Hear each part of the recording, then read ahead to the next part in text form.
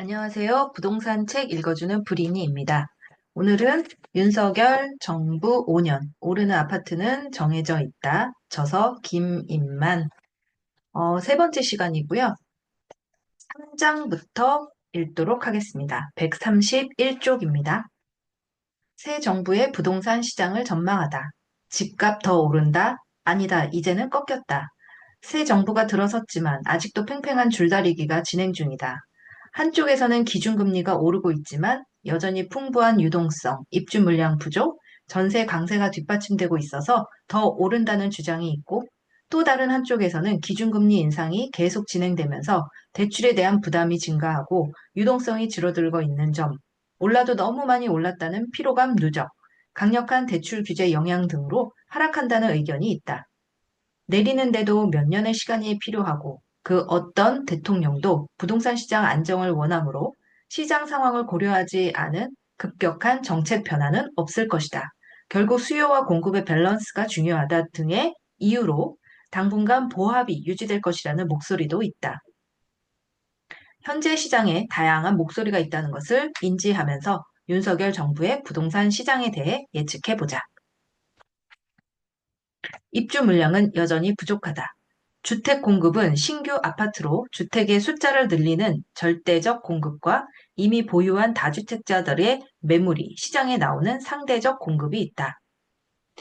현재 상대적 공급 관련해서는 다주택자 양도세 중과에 막혀 매물 동결 현상이 발생해 꽉 막혀 있는 상태이지만 정책 변화에 따라 언제든지 가능하다. 하지만 절대적 공급인 아파트 입주 물량의 경우 2에서 3년의 타성 기간이 필요해 공급 계획이 발표되더라도 바로 효과가 나오기 어렵다. 타성 기간이란 부동산 경기의 변동이 일반 경기의 진퇴에 비해서 뒤지는 시차이다. 3기 신도시와 같은 대규모 공급 계획이 발표되더라도 2025년이 넘어가야 입주 물량이 시장에 나올 것이며 재건축 및 재개발 정비 사업을 통한 주택 공급이 유일한 방법인 서울에서는 입주 물량을 늘리기가 더욱 어렵다. 예전에 공급된 오래된 아파트와 지하 단칸방, 빌라까지 포함된 주택 보급률만 보고 주택이 충분하다고 판단하면 안 된다. 시장의 수요자들이 원하는 주택은 새 아파트 입주 물량이다. 예전에는 젊어서 고생은 사서도 했지만 요즘은 굳이 사서 고생을 하지 않으려고 하고 고생시키려고 하지 않는다. 물질적인 풍요 시대를 살아온 현재의 젊은 세대와 그 부모들은 주거 환경이 열악한 주택보다는 편리하고 쾌적한 새 아파트를 원한다. 귀한 자식을 위해 인기 지역의 인기 아파트를 구입하지 않으면 결혼 승낙을 해줄 수 없다는 부모를 TV 드라마가 아니라 주변에서도 볼 수 있는 요즘이다. 실제 필자도 이런 경우를 여러 번 봤다. 2006년 당시 분위기가 좋았던 서울 및 수도권에 신규 아파트 분양 물량이 집중된 반면 미분양 우려가 높았던 부산, 대구 등 지방에는 오히려 신규 아파트 분양 물량이 줄었다. 그러다 2009년부터 입주 물량 부족이 현실화되면서 부산을 시작으로 지방 아파트 가격은 상승했다. 입주 물량이 늘어나면 매매와 전세 모두 약세가 된다. 반면 입주 물량이 줄어들면 전세와 매매 모두 강세가 될 가능성이 높다. 입주 물량과 아파트 가격 상승률은 반비례 관계이다. 서울 집값이 크게 하락한 2012년 입주 물량은 2만 3천 가구 정도로 적정 수요에 비해 부족했지만 집값은 떨어졌다. 2017년 3만, 2018년 4만 1천, 2019년 4만 7천, 2020년 4만 5천 가구 정도로 서울의 입주 물량은 지속적인 상승을 했는데도 서울 집값은 계속 올랐다. 입주 물량과 집값은 반비례라고 했는데 무엇이 잘못된 것일까? 아파트 가격은 입주 물량에만 영향을 받지 않는다. 부동산 정책, 금리, 경제 상황, 유동자금, 투자 심리 등의 영향도 받는다. 2016년부터 본격적인 상승세가 된 배경에는 저금리, 과잉 유동성, 정책 이념이 들어간 반시장적 규제 일변도 정책의 부작용과 왜곡이 큰 영향을 미쳤다. 또한 나만 뒤처진다는 상대적 박탈감, 지금 아니면 영원히 집을 살 수 없을 것 같다는 불안감으로 투자 심리가 완전히 살아나면서 늘어나는 입주 물량을 완전히 눌러버렸다. 여기에 항상 물량이 부족한 서울이라는 특성도 한몫했다. 2017년에서 2020년에는 상대적으로 입주 물량이 괜찮았다는 것이지 똘똘한 한 채와 인서울을 원하는 과잉 수요를 감안하면 서울의 입주 물량은 항상 부족하다고 보면 된다. 서울은 대학교, 직장, 투자를 위해 사람들이 계속 몰리는 곳이라 주택 수요는 꾸준히 유입되고 있다. 다른 지역과 달리 재건축 및 재개발 정비 사업을 통해서만 새 아파트 공급이 가능하다 보니 공급 자체가 제한적이며 공급하더라도 멸실된 기존 주택 수를 감안하면 서울은 주택 부족 도시다. 입주 물량이 나왔을 때도 정책의 부작용과 유동성으로 크게 올랐는데 2021년 3만 1천 가구로 줄어든 서울 입주 물량은 2022년에서 2024년까지 계속 부족하다. 혹시 과도한 상승에 대한 피로감과 기준금리 인상, 대출 총량 규제 영향으로 인해 하락으로 전환되더라도 입주 물량 부족은 하락을 지탱해주는 역할도 하기 때문에 큰 폭의 하락으로 연결되지는 않을 것이다. 입주 물량이 매매 가격에 영향을 주는 것은 분명한 사실이다. 한 가지 팁을 말하자면 분양 물량은 입주 물량을 예측할 수 있는 선행 지표이다. 현재 분양 물량을 예의주시하면 2, 3년 후 입주 물량 영향을 예측하는 데 도움이 된다. 주택 인허가 물량을 확인해 보는 것도 좋지만 주택 인허가 물량은 착공이 되지 않거나 소멸되는 경우도 있어서 실질 주택 공급량과는 차이가 있을 수 있다는 점은 감안한다. 참고로 책 지면 관계상 일부 통계 그래프만 보여줬는데 입주 물량 통계 자료는 조사 기관에 따라 차이가 있다. 한국부동산원, KB부동산 통계청, 부동산 R114, 직방, 아실 등 여러 부동산 관련 기관의 통계 자료를 함께 참고하는 것이 좋다. 전세는 그래도 오른다. 상승 요인 두 번째. 요즘에도 다음과 같은 말을 자주 듣는다. 집값은 그래도 오를 것이다. 떨어져도 많이 떨어지지 않을 것이다. 전세 가격이 매매 가격을 떠받쳐주는 버팀목 역할을 하기 때문이다. 2012년에 서울 아파트 가격이 크게 떨어진 적이 있었다. 이렇게 말하면, 그랬나? 기억이 나지 않는데? 라고 얘기하는 사람이 많다. 정확하게 말하면 일반 아파트보다 재건축 및 재개발 정비 사업 물건의 가격이 더 많이 떨어졌다. 이유는 간단하다. 전세 가격이 버팀목 역할을 얼마나 잘 해줬느냐에 따라 하락폭이 달랐다. 일반 아파트의 전세가율이 50% 정도였는데 반해 오래된 노후 주택인 재건축 및 재개발 정비 사업 구역에 있는 물건의 전세가율은 10에서 20% 수준이었다. 개포 주공 1단지 13평에 11억 원이 2년 만에 5억 7천만 원으로 폭락했다. 전세 가격이 9천만 원밖에 되지 않았는데 속절없는 하락을 막아줄 버팀목으로는 너무 낮았던 것이다. 2020년 여름에 2+2 계약 갱신 청구권이 시행되면서 크게 흔들렸던 전세 시장이 2022년 초에 안정되자 안도의 한숨을 쉬는 사람들이 있었는데 전세 시장 안정의 의미를 잘 이해하지 못하고 있는 것이다. 뉴스에서 전세 시장 안정이라고 하면 전세 가격 상승폭이나 상승률이 안정적이라는 것이지 전세 가격 하락을 의미하는 것은 아니다. 2010년에서 2021년까지 전국과 서울의 평균 전세 가격 지수 그래프를 보면 장기적으로 꾸준히 우상한 것을 알 수 있다. 대규모 입주 물량이 나올 때가 아니라면 전세 가격이 떨어지는 경우는 찾아보기 어렵다. 전세 가격이 입주 물량만 아니면 떨어지지 않고 이렇게 우상향하는 이유는 세 가지다. 첫째, 전세라는 너무나 좋은 주거 제도의 존재다. 시세의 절반 정도로 전세금을 내면서 거주하는 동안 세금은 하나도 내지 않다가 전세 계약이 종료되면 보증금은 그대로 받아갈 수 있다. 집값 상승을 통한 인플레이션 방어가 안 된다는 것만 제외하면 완벽에 가까운 주거 제도가 전세다. 외국인이 우리나라에 와서 전세를 보고 집값의 절반이나 되는 큰 보증금을 알지도 못하는 집주인한테 맡기는 것에 한 번 놀랐고 살아보니 너무 좋아서 두 번 놀랐다고 한다. 둘째, 매매 가격이 오르는 만큼 전세 가격은 따라 오른다. 매매 가격은 인플레이션에 따른 화폐 가치 하락만큼 또는 그 이상 장기적으로 우상향한다. 매매 가격 대비 전세 가격의 비율인 전세가율은 40%에서 70% 범위 내에서 오르내리는데 보통 50% 수준을 유지한다.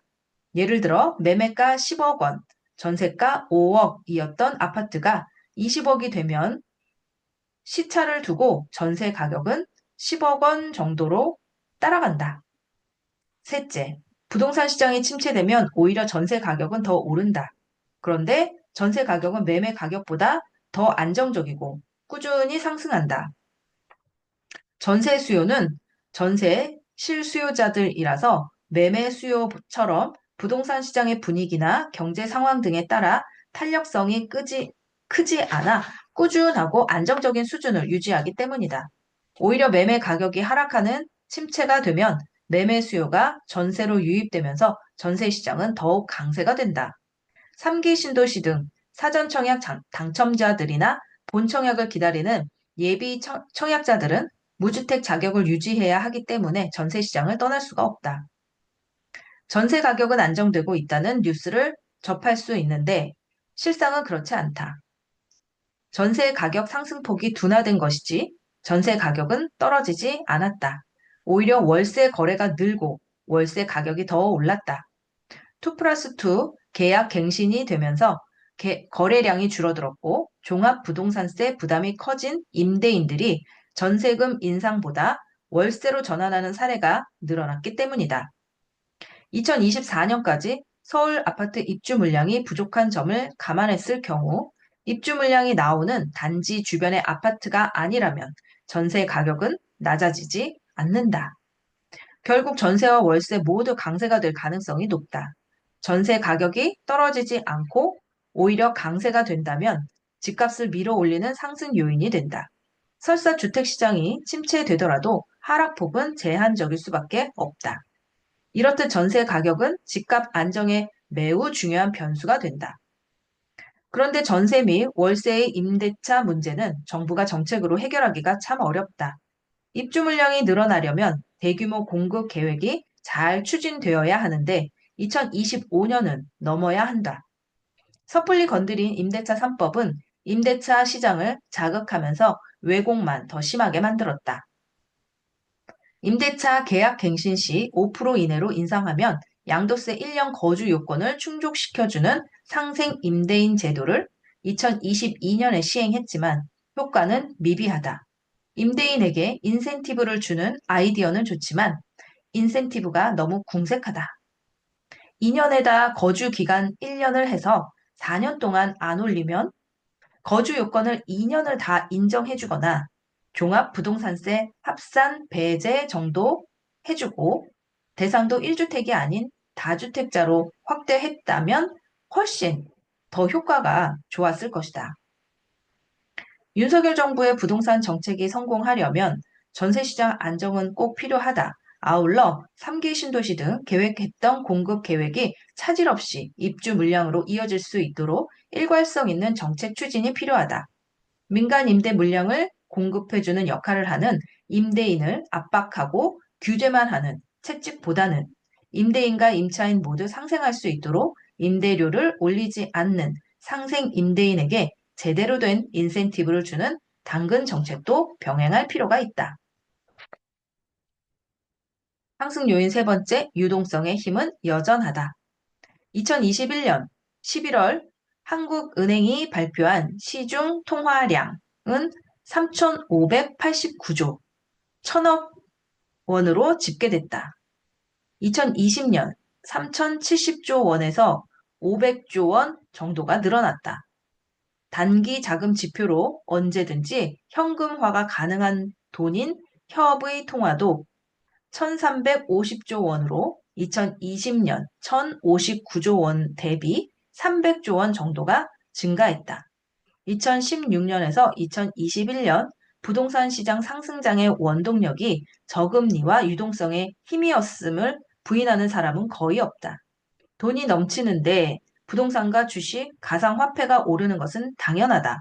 선행 지표인 주식과 후행 지표인 부동산이 동시에 급등한 것은 이례적인 현상으로 그만큼 유동성의 힘이 컸다는 방증이다.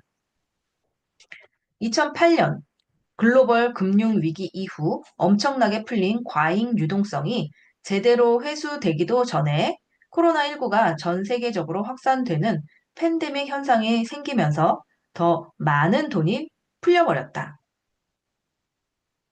2022년에 미국이 본격적인 테이퍼링, 유동성 회수에 들어가면서 긴축의 시계는 빨라지고 있지만 엄청나게 풀린 유동성이 단기간에 모두 사라지지는 않는다.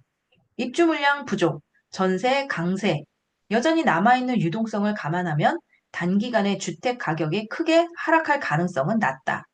투자 심리는 꺾이지 않았고 여전히 상승에 대한 기대감과 불안감을 느끼는 상황이어서 기준금리 인상 속도나 부동산 정책 변화에 따라 언제든지 반등을 칠 가능성은 충분히 있다. 급등하는 서울 집값을 잡기 위해 발표한 3기 신도시가 오히려 부동산 시장을 자극할 가능성도 있다. 바로 3기 신도시 토지 보상금 때문이다. 사업 진척 속도에 따라 토지 보상 시기는 유동적일 수 있지만 정부가 발표한 남양주 왕숙, 하남 교산, 고양 창릉, 부천 대장, 인천 계양, 광명 시흥 등 3기 신도시 등의 공공택지 개발을 위해 토지 보상으로 풀릴 돈은 대략 60조 원 이상이고 2022년에만 32조 원이 풀린다. 과거 2기 신도시와 관련해 토지 보상금 60조 원 정도가 풀린 2006년에서 2007년에 전국 땅값은 10%, 아파트 가격은 20%가량 크게 올랐었다. 물론 집값 상승에는 여러 요인이 있어서 토지 보상금 때문에 무조건 집값이 크게 상승한다고 단정 지을 수는 없다.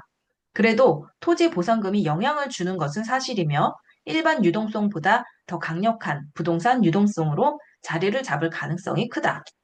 고기도 먹어본 사람이 먹는다고 부동산으로 돈을 번 사람은 대부분 다시 부동산에 투자하는 경향이 있다. 토지 보상금을 받은 사람들 대부분은 마땅한 대안이 없는 현 상황에서 다시 부동산 시장에 눈을 돌릴 것이다. 자연스럽게 땅값, 집값 모두 자극을 받을 것이다. 생각해보자. 오랜 시간 보유하던 토지가 수용이 되어 평생 만져보기 힘든 많은 토지 보상금을 받았다면 어떻게 할까?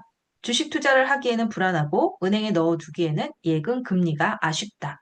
당연히 근처 부동산이나 서울 아파트 하나 정도 사려고 할 것이다. 이런 사실을 모를 리 없는 정부는 토지 보상금의 부작용을 막기 위해 돈 대신 땅으로 보상을 받는 대토 보상을 활성화하겠다고 했지만 효과는 미지수다. 수용되는 토지의 소유주들은 돈을 원한다. 돈이 있으면 내가 원하는 땅을 살 수 있는데 굳이 신도시 사업 시행자가 개발해서 정해준 땅을 받을 이유가 없기 때문이다. 기준금리가 올라가는 추세인 것만은 분명하지만 단기간에 모두 올릴 수는 없는 문제이고 미국의 고용 지표나 경제 상황에 따라 예상과 달리 금리 인상 속도가 생각보다 빠르지 않을 수도 있다. 여전히 많은 유동성의 토지 보상금까지 더해지면 2022년에서 2023년 부동산 시장을 다시 자극할 가능성은 존재한다. 하락 요인 1. 올라도 너무 올랐다. 145쪽입니다. 집값이 올라도 너무 올랐다. 경실련 발표에 따르면 문재인 정부가 출범한 2017년 5월 당시 서울 아파트 가격은 3.3제곱미터당 2,061만 원이었다. 그 후 5년이 지나자 4,309만 원이 됐다. 쉽게 말해서 6억 2천만 원 하던 30평형 아파트가 6억 7천만 원이 올라 12억 9천만 원이 된 것이다.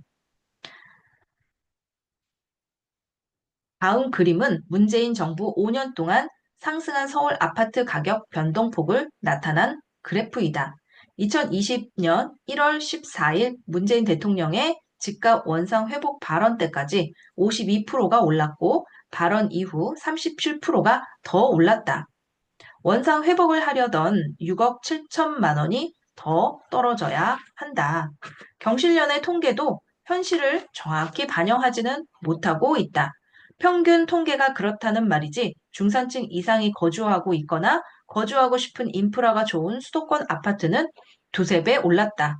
2017년 5억 원이던 아파트가 10억에서 15억 원까지 오른 것이 이상하지 않은 상황이다.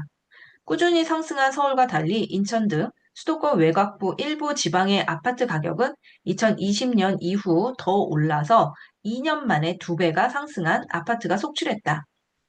해당 지역의 랜드마크 아파트도 아니고 서민들이 거주하는 2, 3억 원대 아파트가 5, 6억 원대까지 상승했으니 자금이 부족한 서민들이 느끼는 집값 상승 고통은 훨씬 더 컸다. 부동산, 특히 집값 상승은 이제 일상이 됐다. 집값이 떨어지기나 했나? 집값은 계속 오르기만 했다는 착각이 들 정도로 그동안 집값 상승세는 무서울 정도였다. 문재인 정부가 출범한 2017년 5월 서울 아파트 평균 가격은 3.3제곱미터당 2,322만 원이었는데 3년 반이 지난 2020년 말 기준 3.3제곱미터당 4,033만 원으로 74%나 올랐다. 또 다른 통계에 나와 있다. 그런데 정부는 서울 아파트 상승률은 20%대라고 항변한다. 한국부동산원의 특성과 적은 표준 수를 감안해도 20% 상승은 너무 낮게 잡았다는 생각이 든다. 매매 가격 지수의 누적 증감률은 22.4%로 연평균 5% 상승에 그쳤다. 정부가 20%대 상승이라고 말하는 배경이 바로 여기에 있다. 하지만 평균 매매 가격은 5억 7천만 원에서 11억 4천만 원으로 상승했고 누적 증감률은 72.6%, 연평균 16.2%인데 72.6%로 3배 정도 차이가 났다. 저금리와 풍부한 유동성, 입주 물량 부족, 투자 심리 등을 감안해도 5년 동안 너무 올랐다는 생각을 지울 수가 없다. 더 큰 문제는 소득은 늘어나지 않았는데 집값만 상승했다는 것이다. 노동자 평균 연간 급여는 2017년 3,096만 원에서 2021년 3,444만 원으로 11% 늘어난 반면 아파트 값은 6억 2천만 원에서 12억 9천만 원으로 임금 상승액의 192배인 6억 7천만 원 상승했다. 소득 대비 집값 비율인 PIR은 급여를 한 푼도 사용하지 않고 모아서 집 사는데 몇 년이 걸리는지를 나타내는 지표다. 2017년에는 20년이 걸렸다면 2021년에는 무려 38년으로 늘어났다.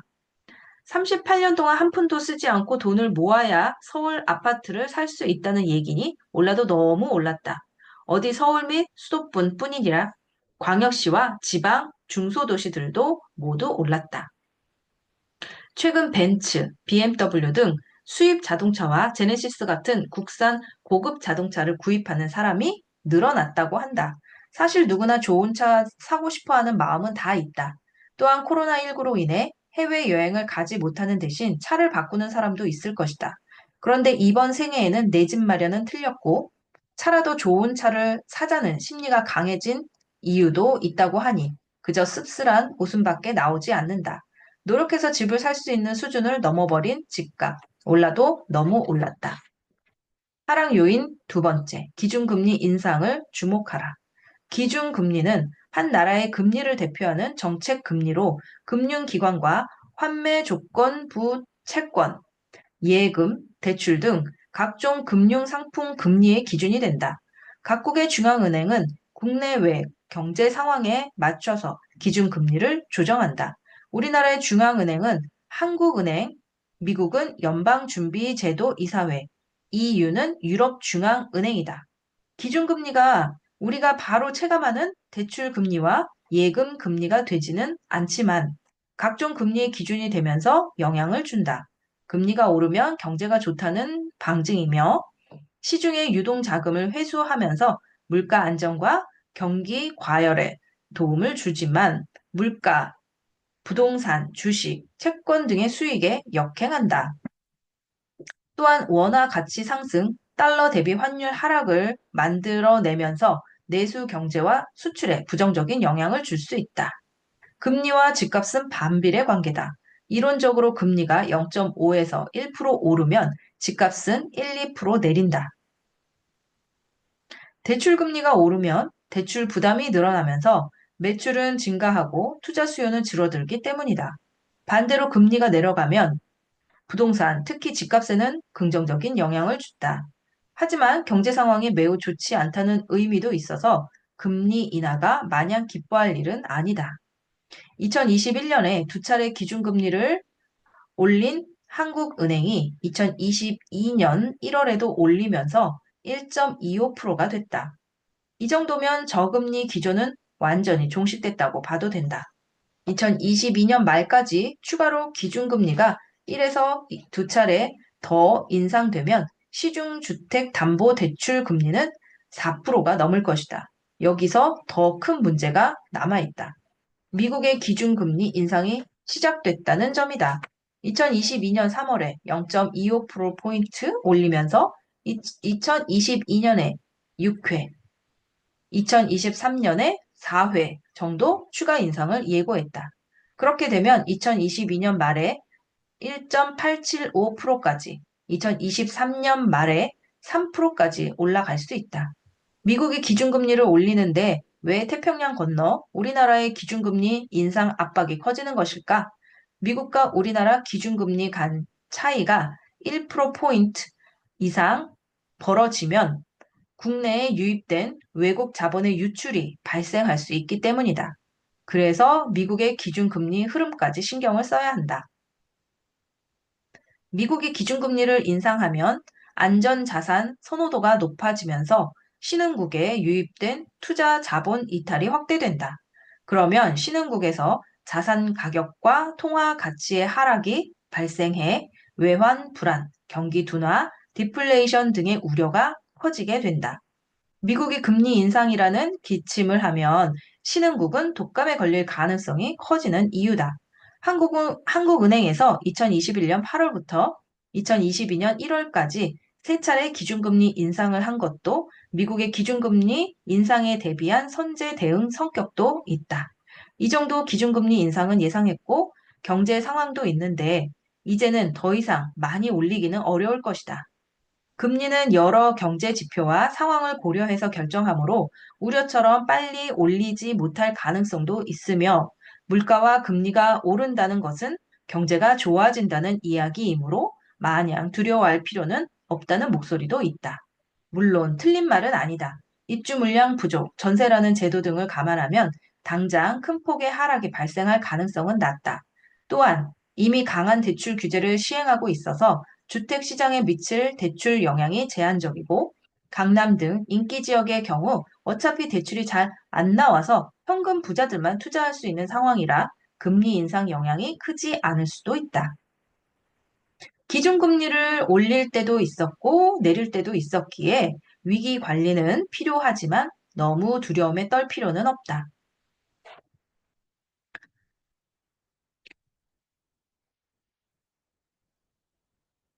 다음 표에서 보듯이 과거에도 미국은 1985년 이후 네 번의 높은 금리 인상이 있었는데 우려와 달리 우리나라 경제는 큰 영향을 받지 않았다. 그렇다고 해도 우리는 낙관적인 예상과 다른 상황까지 충분히 대비할 필요가 있다. 필자는 미국과 우리나라 기준금리 인상 시계가 2025년까지도 이어질 수 있다는 점이 걱정스럽다. 미국은 금리 흐름의 추세가 한번 결정되면 3년 정도에 걸쳐 빠르게 진행하기 때문에 2025년이 되면 현재의 제로금리는 3%를 훌쩍 넘길 가능성이 있다. 다행히 우리나라도 2025년 정도가 되면 기준금리 3% 정도는 예상해야 하며 대출 금리는 6에서 7% 또는 그 이상 될 가능성도 배제할 수 없다.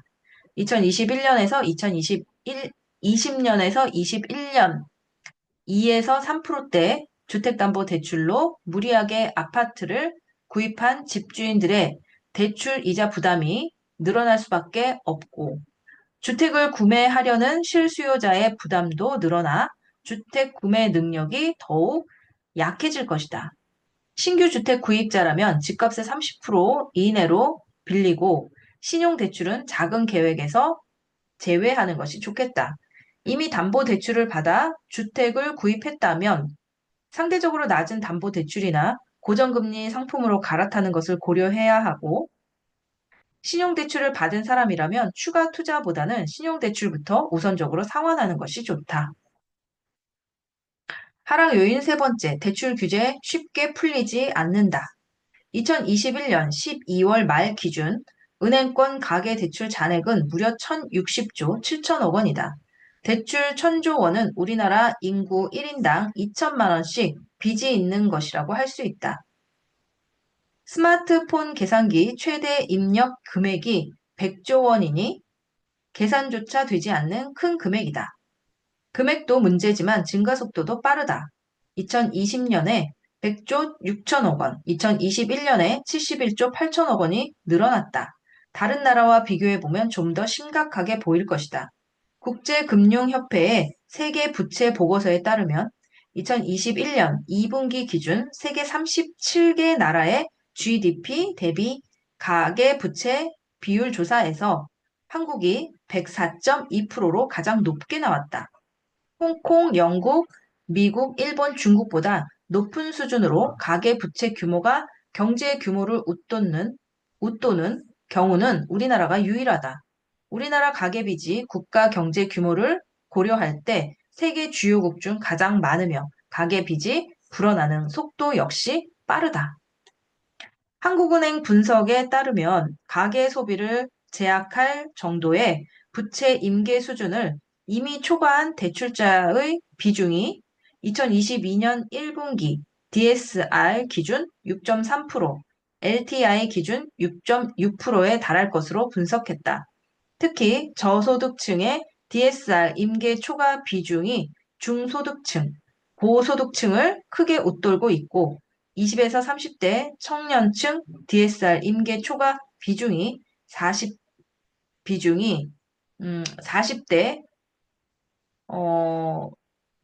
50대보다 큰 상황이다.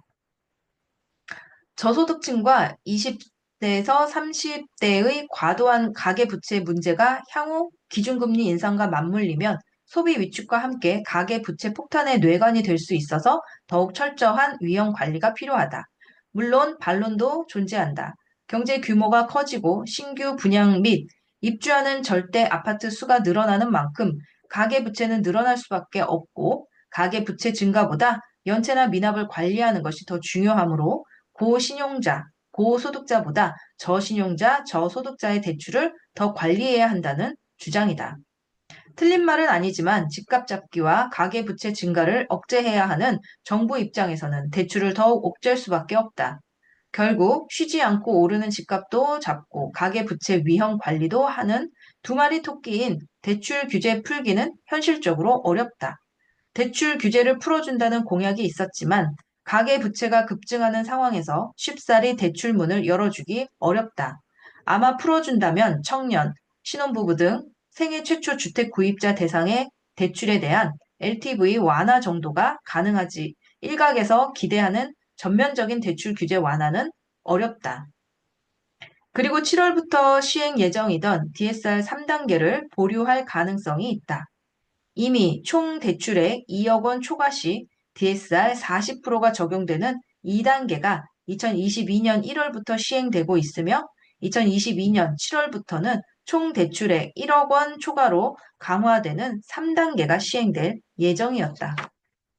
전면적으로 대출 규제가 완화되려면 가계부채 증가보다 더 큰 발등에 불이 떨어져야 한다. 즉, 집값이 크게 떨어져서 경제 성장의 발목을 잡는 상황이 발생하지 않는 한 대출 규모가 풀어지기는 어렵다는 말이다. 소득이 갑자기 늘어나기 어려운 상황에서 대출 문턱이 높아지면 자기 자본과 함께 구매 능력에 큰 영향을 주는 타인 자본이 낮아지면서 주택 구매 능력은 크게 약화되어 수요 감소로 이어질 가능성이 높아진다. 하락 요인 네 번째, 영끌의 후유증.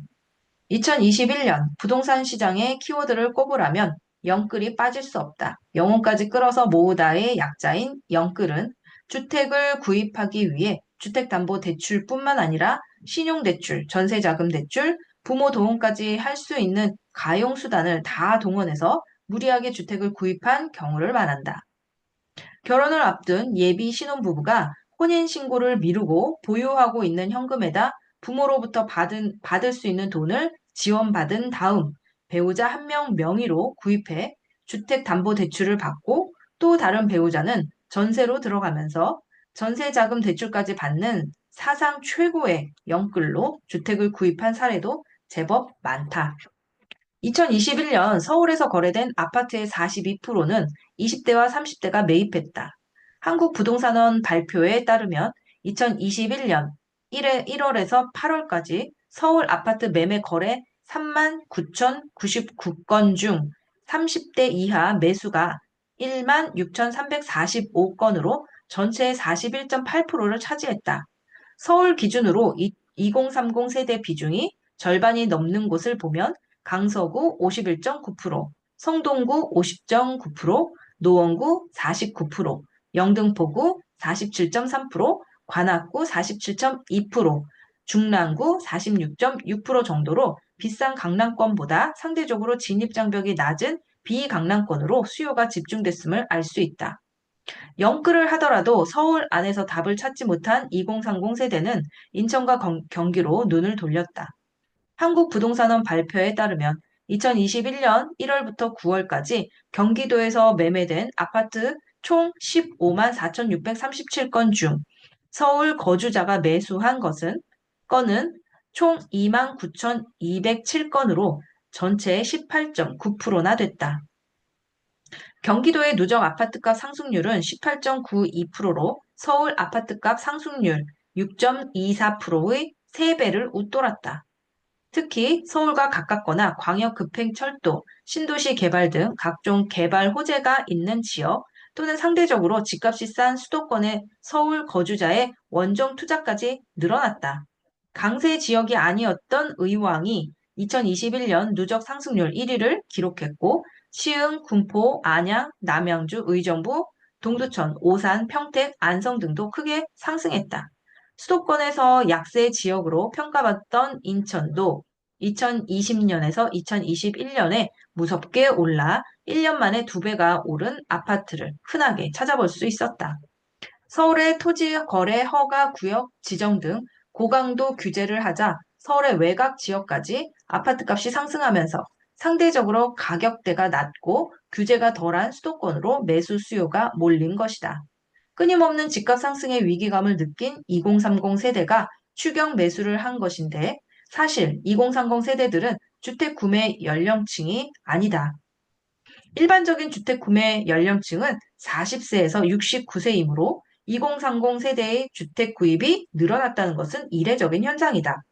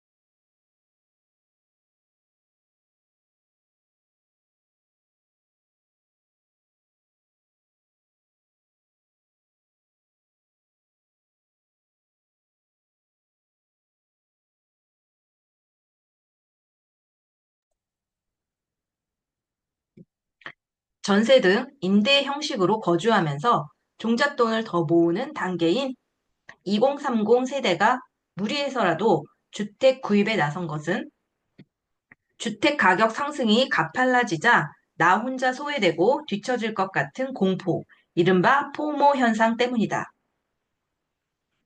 10년 후에 주택을 구입해도 늦지 않은 2030 세대가 상대적인 박탈감과 벼락거지가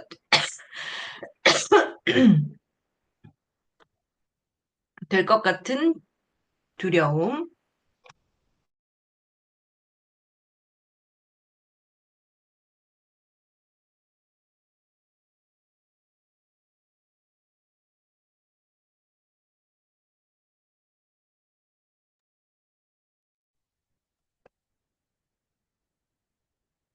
상대적인 박탈감과 벼락거지가 될 것 같은 두려움, 지금 아니면 영원히 집을 사지 못할 것이라는 공포가 엄습하면서 더 늦기 전에 집을 사자로 돌아섰다고 볼 수 있다.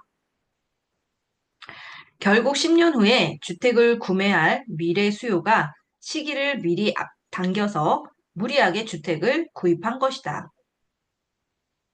이른바 쥐어짜기 미리 주택을 쥐어짜서 미리 주택을 구입한 수요가 많아 향후 주택 시장의 부담으로 작용할 가능성이 높다. 집값이 계속 올라가면 그나마 다행이다. 그런데 하락으로 전환되고 대출 금리가 오르면 무리하게 주택을 영끌에 구입한 2030 세대는 상당히 어려운 상황에 직면할 가능성을 배제할 수 없다. 집값을 제때 잡지 못한 정부도 책임에서 자유롭지 못한 만큼 영끌 후유증을 최소화할 수 있도록 저금리 상품으로 전환을 유도하는 등 대책을 마련할 필요가 있다. 영끌을 한 2030 세대인데 신용대출이 있다면 기회가 될 때 우선적으로 상환한다. 지금이라도 내 집 마련을 하려고 한다면 신용대출을 제외하고 자금 계획을 세운 다음 막연히 지금 사면 안 될 것 같다는 불안감에 휩쓸리지 말고 집이 필요하다고 판단됐을 때 구입하는 게 좋겠다. 보합 요인 첫 번째, 부동산 정책은 대통령이 결정하지 않는다. 163쪽입니다. 2022년 부동산 시장을 예상하면서 가장 많은 사람이 손꼽는 변수는 당연히 새 정부의 부동산 정책이다. 부동산 규제 일변도의 정책을 시행했던 문재인 정부의 바통을 이어받았지만 새 대통령은 공약에서 규제 완화 시그널을 주었기 때문에 기대감이 있다. 그런데 과연 시장의 다주택자들이 기대하는 것처럼 전면적인 규제 완화가 이루어질까? 전면적인 규제 완화가 되지는 않을 것이다. 야당 후보 시절에는 규제 일변도에 문재인 정부의 부동산 정책을 뒤집겠다고 공언할 수 있다. 그런데 막상 내가 집권해서 내가 국정을 책임져야 하는 상황이 되면 다른 입장이 된다. 어느 대통령이든 부동산 정책의 우선 목표는 경제와 서민 주거 안정이기 때문이다. 많은 사람이 진보 성향의 대통령이 되면 부동산 규제를 강화하고 보수 성향의 대통령이 되면 규제를 완화해 준다고 생각하는데 그건 착각이다. 노무현 정부와 문재인 정부가 규제를 했고 이명박 정부와 박근혜 정부가 규제를 풀어줘서 착각했을 수 있다. 그러나 사실은 부동산 시장 상황이 그런 정책을 하게 만들었다. 집값이 오르는데 규제를 안 할 수 있겠는가? 반대로 집값이 떨어지는데 규제를 안 풀고 방법이 있겠는가? 규제를 가장 잘한 대통령은 아이러니하게 군부 출신 노태우 전 대통령이다. 일기 신도시 등 200만 호 건설과 함께 강한 규제 정책으로 집값을 빠르게 잡았기 때문이다. 토지 공개념 말만 나오면 사회주의 정책이라는 비판의 목소리가 나오는데, 과연, 비판의 목소리가 나오는데, 과거 토지 공개념을 시행한 대통령이 노태우 전 대통령이었고, 토지 공개념을 풀어준 대통령이 민주주의 아버지 김대중 전 대통령이었다. 88 올림픽 이후 집값이 급등하니 규제를 했고, 외환 위기로 경제와 집값이 폭락하니 모든 규제를 풀었다. 이념보다는 부동산 시장 상황이 정책의 우선순위라는 말이다. 부동산 정책은 다음 페이지의 그림에서 보듯이 부동산 시장의 흐름에 따라 결정이 된다. 부동산 규제를 강화하는 대책이 발표되면 부동산 시장의 흐름이 상한 기준선을 넘어 오버슈팅을 하면서 과열됐다는 의미로 볼 수 있다.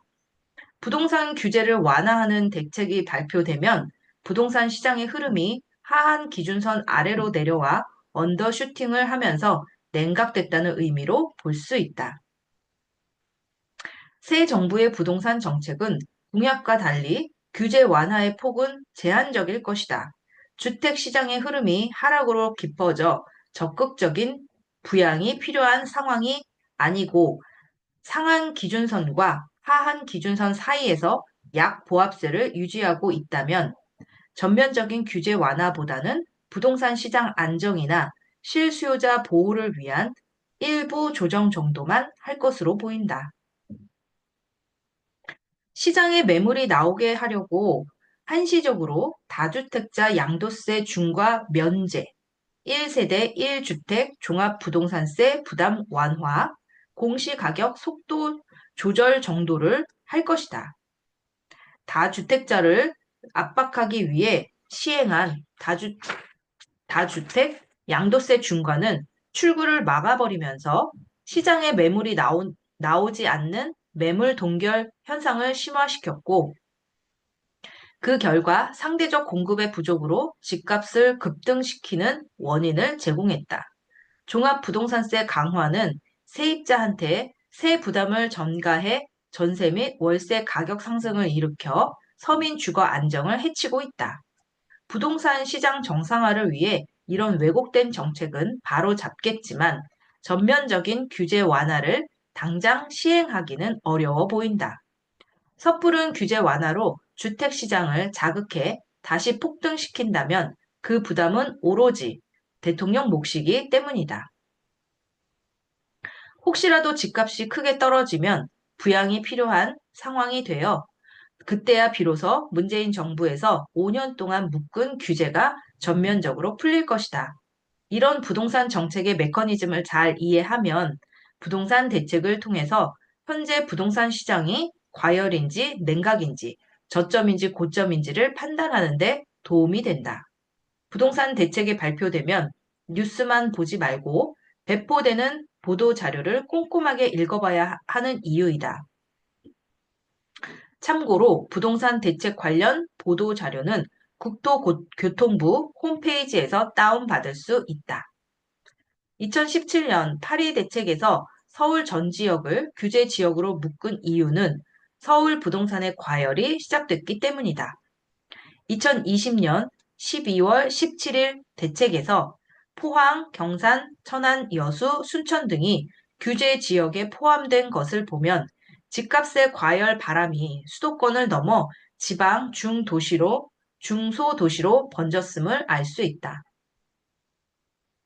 2013년 박근혜 정부 시절에 양도세 한시적 면제 특례 혜택 등 엄청난 규제 완화 대책이 나왔다는 것은 당시 부동산 시장이 얼마나 침체됐는지를 알 수 있다.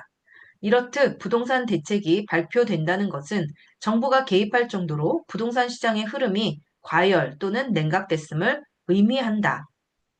이 부동산 대책이 주는 시그널을 읽으면 주택 매수 또는 매도 타이밍을 잡는 데 도움이 된다.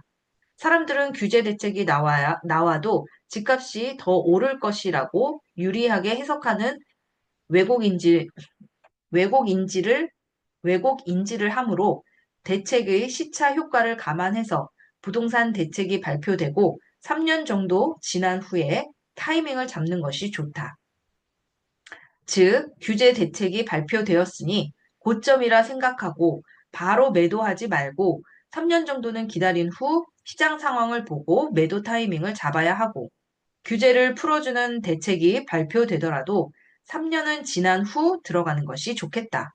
참고로 가장 강력한 규제 카드는 대출 규제, 양도세와 종합부동산세 중과, 투기과열 지구 및 토지거래 허가 구역 지정 등이고, 정부가 풀어줄 수 있는 최고 규제 완화 카드는 5년간 양도세 면제 등 양도세 특례, 대출 완화 등이다. 혹시라도 향후 부동산 시장이 다시 침체되어 거래 활성화를 위한 양도세 특례나 대출 규제를 풀어주는 대책이 나오면 시장 분위기가 좋지 않더라도 저가 매수의 기회로 적극 활용하는 게 좋다. 보합 요인 두 번째, 하락에도 시간이 필요하다. 2022년 2월 대선을 앞두고 주택시장 거래량이 줄고 관련 통계가 약세로 나오자 집값이 드디어 떨어지는가와 관련된 논란이 있었다. 아파트 매매 실거래가 지수가 2년 7개월 만에 하락했고, 매매 수급 지수 역시 86으로 떨어졌으며, 투자 심리의 바로미터라는 경매 낙찰가율도 70%에서 50% 이하로 떨어졌기 때문이다. 참고로 매매 수급 지수가 100 이하로 떨어지면 살 사람보다 팔 사람이 많다는 의미이다. 당시 정부는 집값이 안정됐다며 안도의 한숨을 쉬었는데, 5년 동안 두세 배 상승한 집값의 상승이 둔화된 것을 안정이라고 하는 게 맞을까? 실제 현장에 나가보면 실수요자가 원하는 수준의 급매물은 찾아보기 어렵다. 실제 2억에서 3억이 떨어진 아파트도 있다.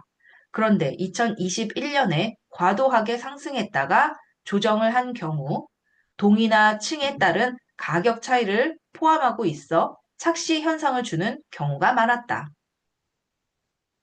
집값은 오를 때는 빨리 오르지만 내릴 때는 빨리 떨어지지 않는 하방 경직성이 있다. 우리나라 아파트의 가치는 토지와 건물 가치로 평가하는 원가법과 임대 수익률로 환산해 평가하는 수익 환원법을 적용하지 않고, 주변 거래 시세를 반영하는 비교 거래 사례법을 사용한다. 주변 시세 상승분은 빨리 반영하는 반면 하락분은 최대한 늦게 반영하려는 심리의 왜곡 인지가 작동한다. 또한 전세 가격이라는 든든한 버팀목이 있어서 떨어지더라도 집값의 70% 이하로 잘 떨어지지는 않는다. 2010년에서 2012년에 집값이 크게 하락한 주택의 특징은 전세가율이 터무니없이 낮은 재건축 및 재개발 정비사업 관련 물건이 많았다.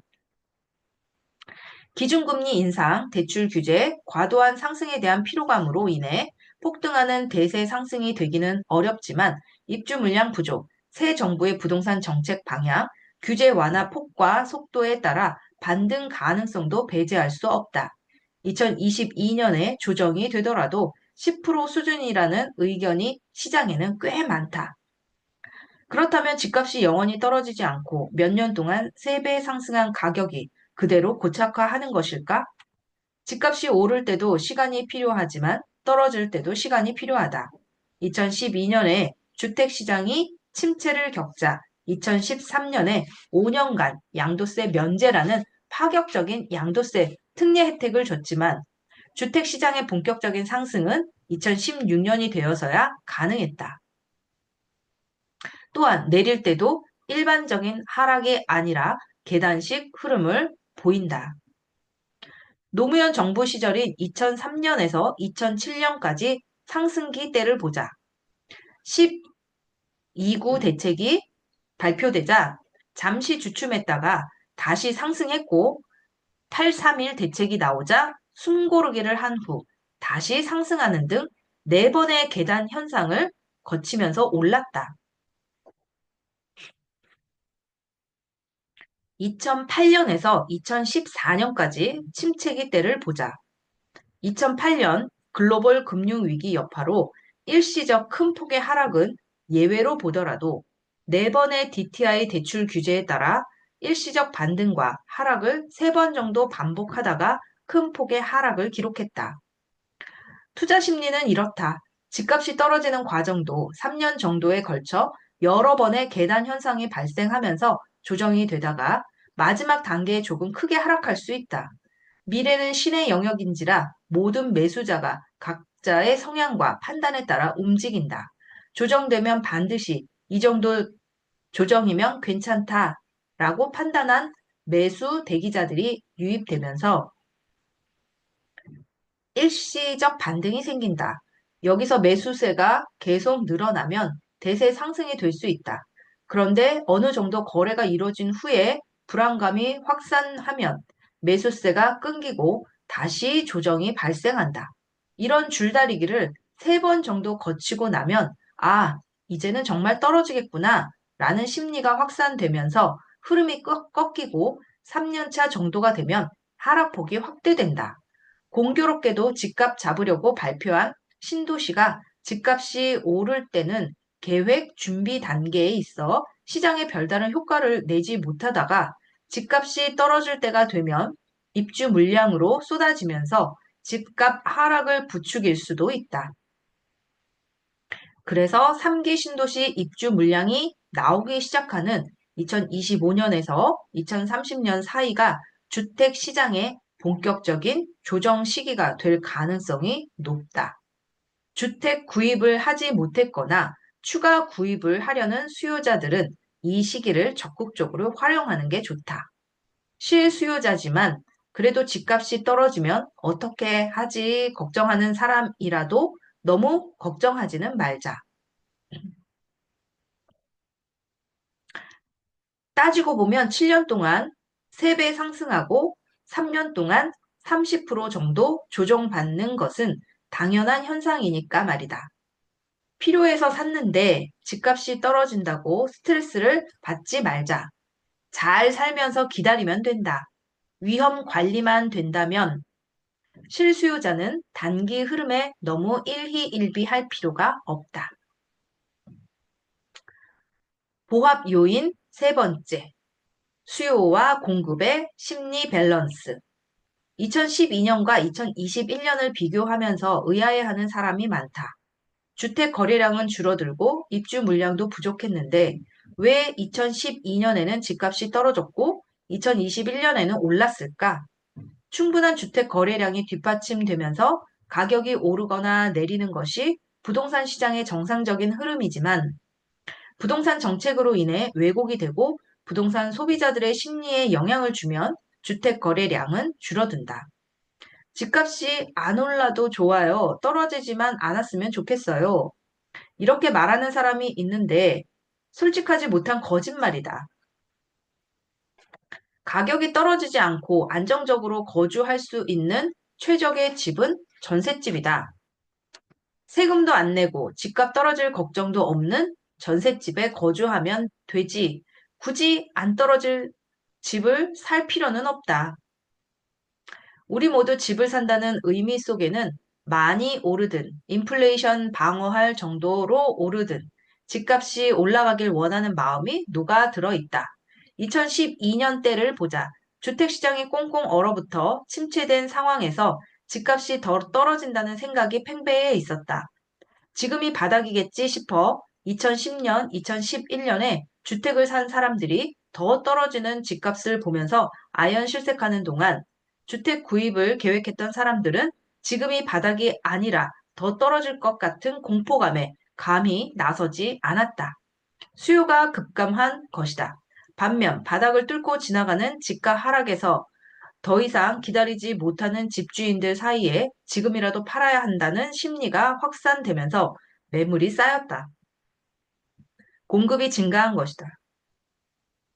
수요보다 공급이 늘어나니 당연히 주택 가격은 하락할 수밖에 없다. 입주 물량인 절대 공급은 줄었지만 집주인들이 내놓은 매물이 늘어나면서 상대 공급이 늘어났다. 반면 인구 변화는 큰 차이가 없었으니 절대 수요에는 큰 변화가 없었지만 투자 심리가 급격히 위축되면서 상대 수요가 크게 줄어들었다. 주택 가격은 수요와 공급의 밸런스가 어디로 기울어졌느냐에 따라 상승과 하락이 결정된다. 입주 물량인 절대 공급도 중요하지만 집주인들이 팔자로 돌아서면서 시장에 내놓는 상대 공급도 매우 중요하다.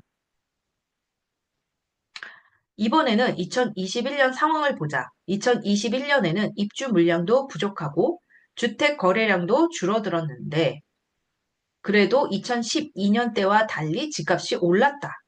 집주인들은 종합부동산세 부담 때문에 팔고 싶어도 다주택자 양도세 중과에 막혀 팔지 못하게 되자 일단 버티자로 돌아섰다. 이렇게 시장에 매물이 나오지 않자 공급이 급감했다. 양도 차익이 10억 원이면 7억 원 이상을 세금으로 내고 3억 원만 손에 쥘 수 있는데 팔 사람이 얼마나 있겠는가. 반면 수요는 불안했다. 이제 고점이겠지 싶었는데 또 오르는 집값을 보면서 이러다가 영원히 집을 사지 못하겠다는 불안감과 상대적 박탈감에 무리해서라도 집을 사려고 뛰어들자 시장에는 수요가 공급을 넘어섰다. 공급이 10개에서 1개로 줄어들고 수요가 10개에서 2개로 줄어들어도 수요가 공급을 초과하니 집값은 오른다. 주택 거래량이 줄어들었다고 집값이 떨어진다고 생각하면 오산이다. 그래서 한시적으로도 좋으니 다주택자에 대한 양도세 중과 면제가 필요하다고 그렇게 많은 전문가가 주장했는데도 당시 정부는 다주택자 양도세 중과를 5년 내내 고집하면서 공급을 급감시키는 결과를 낳았다. 수요가 줄었지만 공급이 더 줄면서 수요와 공급 밸런스가 붕괴된 것이다. 2022년에 집값이 크게 오르거나 내리려면 수요와 공급의 밸런스가 완전히 무너져야 한다. 집값이 많이 오르려면 불안감을 집값이 많이 오르려면 불안감을 느낀 매수자들이 도저히 안 되겠다. 무리해서라도 집을 사자라는 수요 심리가 확산되면서 수요가 공급을 월등히 초과해야 하지만 기준금리 인상 속도가 너무 빠르고 대출 규제 강화로 주택 구매력이 떨어지고 있으며 소득 대비 지나치게 올라버린 집값의 장벽이 너무 높다. 집값이 크게 떨어지려면 불안감을 느낀 매도자들이 지금 안 팔면 집값이 더 떨어질 것 같아 너도 나도 빨리 팔자는 심리가 확산되면서 공급이 수요를 월등히 넘어서야 한다. 하지만 집값 불패의 신화, 새 정부의 규제 완화에 대한 기대감, 입주 물량 부족, 3기 신도시 토지 보상금 등의 영향으로 당장 사자는 아니지만 아직은 기다려보자 라는 투자 심리가 죽지 않고 살아있다. 이번 변수에 따라 일시적 반등과 하락의 등락은 있겠지만 단기간에 다시 대세 상승으로 돌아서거나 폭락장으로 전환될 가능성은 낮다.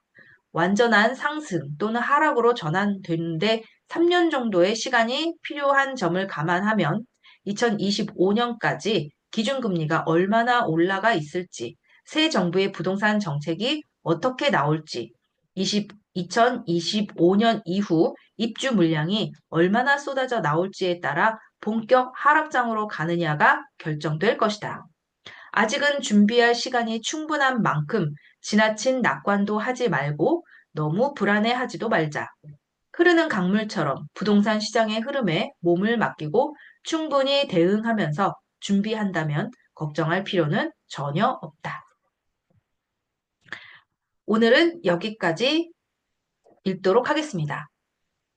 내일은 4장 5년 동안 주목해야 할 부동산 키워드라는 챕터로 177페이지부터 읽도록 하겠습니다.